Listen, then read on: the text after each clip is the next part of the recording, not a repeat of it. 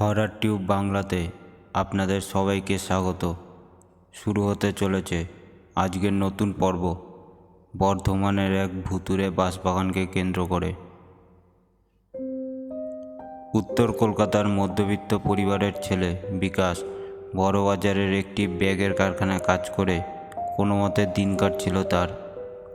এরই মাঝে একদিন সারাদিনের পরিশ্রমের পর সন্ধ্যাবেলায় বাড়ি ফিরে স্নান করে খেতে বসবে, তখনই টেবিলে রাখা একটি পার্সেলের উপর তার নজর গেল। পার্সেলটা কিসের জানতে চাওয়ায় বিকাশের বাবা বলে ওঠে, আমি তো ভেবেছিলাম তোর কোনো পার্সেল এসেছে, তাই পার্সেলটা আর খুলে দেখিনি।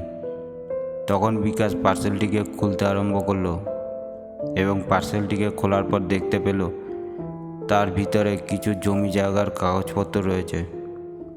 তখন বিকাশ সেই কাগজপত্র নিয়ে তার বাবাকে দেখায়।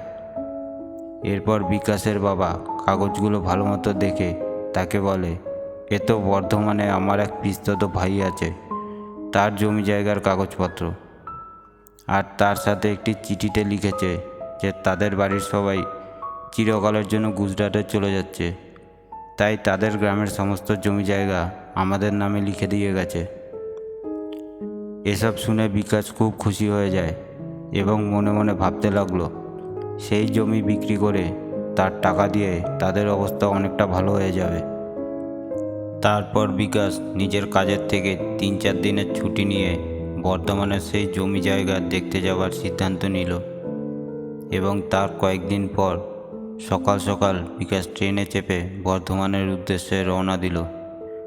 অবশেষে বর্ধমানে পৌঁছাবার পর বিকাশ সেখান থেকে একটি রিক্সা ভাড়া করে তার গন্তব্যের দিকে এগিয়ে যেতে লাগলো। শেষমেশ বিকাশ ওই গ্রামের বাড়িতে এসে পৌঁছলো এবং এক নজরে সেই জমিটির দিকে তাকিয়ে ভর দুপুরবেলাতেই তার সারা গায়ে যেন কাঁটা দিয়ে উঠল, কারণ সেই পুরো জমিটাই ছিল একটি বাঁশবাগান, আর বাঁশবাগানের মাঝে একটি বাড়ি রয়েছে।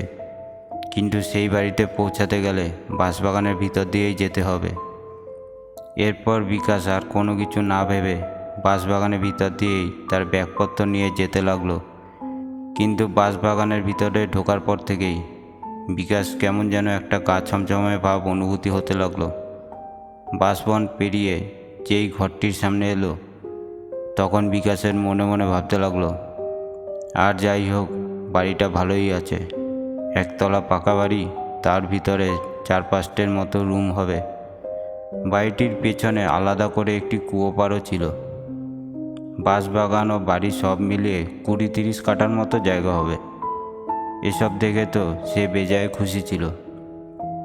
তারপর সে ঘরের ভিতর ঢুকে তার সাথে করে নিয়ে আসা খাবার তাড়াতাড়ি খেয়ে নিয়ে পিছনের কুয়োপাড়ে গেল স্নান করতে।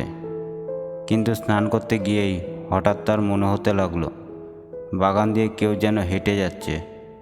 কিন্তু বাগানের চারিদিকে সে তাকিয়ে দেখল পুরো বাগানটাই যেন নির্ঝুম, যতদূর চোখ গেল শুধুই বাঁশঝাড়। তখন সে ভাবতে লাগলো নিশ্চয়ই কোনো কুকুর বা শিয়াল হবে হয়তো। এরপর সে স্নান সেরে একটি ঘরে গিয়ে ঘুমিয়ে পড়ল, কারণ সারাদিনের জার্নিতে বিকাশ খুব ক্লান্ত হয়ে পড়েছিল। তারপর ঘুম থেকে উঠে দেখে ঘড়িতে তখন রাত 8টা বাজতে যায়। রাতের খাবার মতো তার কাছে কিছু ছিল না। সে ভাবতে লাগলো বাইরে গিয়ে গ্রামের কোনো দোকান দিয়ে কিছু একটা খাবারের ব্যবস্থা যদি করা যায়। তখন সে দোকানে যাওয়ার জন্য যেই ঘরের বাইরে বেরোলো, অমনি সে দেখতে পেল সমস্ত বাঁশবাগানটা পুরো ঘন কুয়াশায় ঢেকে রয়েছে। তা দেখে বিকাশের যেন নিজের চোখের উপর বিশ্বাস হচ্ছিল না, কারণ তখন সবেমাত্র গরমকাল পড়েছিল, আর ওই সময় এত গরমে কুয়াশা পড়াটা অসম্ভব ছিল। কিন্তু তার রাতের খাবারটা আনতে যেতে হবে বলে শেষ পর্যন্ত টর্চ হাতে করে সেই কুয়াশার মধ্যেই তাকে ভয়ে ভয়ে বেরোতে হলো। কিন্তু হাতের টর্চ থাকলেও কিছুটা পথ যাওয়ার পর যেন টর্চের আলো মিলিয়ে যাচ্ছে সেই ঘন কুয়াশার মধ্যে। তখনই হঠাৎ তার আশপাশ দিয়ে কারোর ঘুরে বেড়ানোর আভাস পেতে লাগলো। কিন্তু খাবার আনার জন্য তাও সাহস করে সে এগিয়ে যেতে লাগলো। কিন্তু আচমকাই কেউ যেন তার হাতটা পিছন থেকে টেনে ধরল। অমনি সে পেছন দিকে ঘুরে দেখতে পেল কালো এক ভয়ঙ্কর দেহমূর্তি। তখন কোনো মতে বিকাশ এক ঝটকা দিয়ে হাতটা ছাড়িয়ে ভয়ের চোটে সামনে দৌড়ে পালাতে লাগলো। কিন্তু কুয়াশার জন্য সে কোন দিকে যাচ্ছিল তা কিছুই সে বুঝতে পারছিল না। সেই সময় হঠাৎ বাগানের চারদিক দিয়ে একটা বিকট চিৎকারের শব্দ তার কানে ভেসে আসতে লাগলো। তারপর সে আর কোনো দিকে না তাকিয়ে সোজা দৌড়াতে লাগলো, আর সাথে এটাও ভালো মতো বুঝতে পারছিল যে কেউ তার পিছন পিছন দৌড়ে আসছিল।